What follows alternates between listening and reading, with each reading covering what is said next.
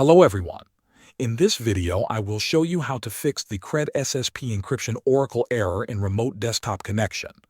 To fix this, we will change a setting in the local group policy editor. First, right-click the Windows button and open the Run window from the list. In the Run box, type gpedit.msc and press Enter. This will open the local group policy editor. Now, in the left panel, go to Computer Configuration. Then open Administrative Templates. After that, click on System. Inside System, find and click on Credentials Delegation. On the right side, look for a setting called Encryption Oracle Remediation.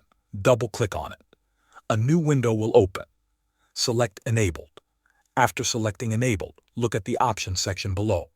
You will see a drop-down menu for Protection Level. Click on it and select Vulnerable. Now click Apply, and then click OK to save the changes. Close the Group Policy Editor.